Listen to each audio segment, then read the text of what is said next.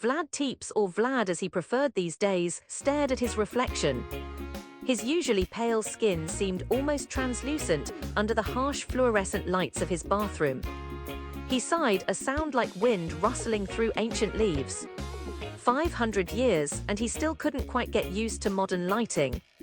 He tried those daylight bulbs, but they just made him feel like a moth caught in a jar. This was the 21st century, and he was hopelessly out of date.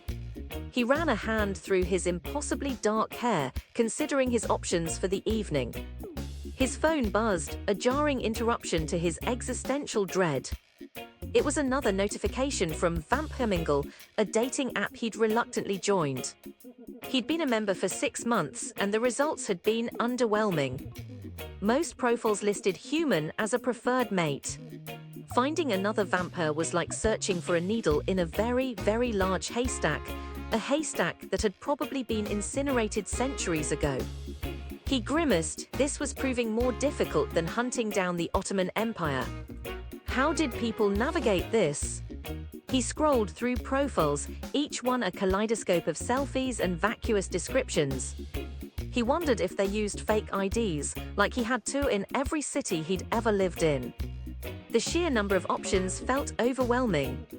Did humans really have so much choice? This technological world had its downsides, this he knew well. He swiped left on a profile picture of a woman holding a crucifix. Seriously? He thought he'd evolved beyond those kinds of obstacles. He wasn't sure he was equipped to handle dating. His last successful relationship was in the 15th century, a time when courtship involved elaborate dances and romantic serenades, not digital swiping and emoji-laden messages. This technological age was a confusing, unpredictable tempest. What did all these acronyms even mean? He had a doctorate in medieval literature, not modern slang. He needed a dictionary for the 21st century, a sort of techno-archaeological primer for bloodsuckers. He groaned and tossed the phone onto the bed. Maybe tonight he'd just stick to his usual routine, a good book, something pre-1800 naturally, a glass of fake blood from the supermarket, and a long brooding session by the window. That felt safer. He tried to order a pizza online, a task that proved more challenging than he anticipated. The website's capture was infuriating, and his attempts to explain his circumstances to customer service were met with incomprehension. It was then he remembered the days of his youth, when ordering a meal simply involved telling your chef you were hungry, and they would fetch the food for you. He went to pay his bills, a task requiring him to understand online banking. After an hour of frustration and several near-heart attacks, or near whatever the vampire equivalent was, he managed to pay, wondering if this was worth the effort.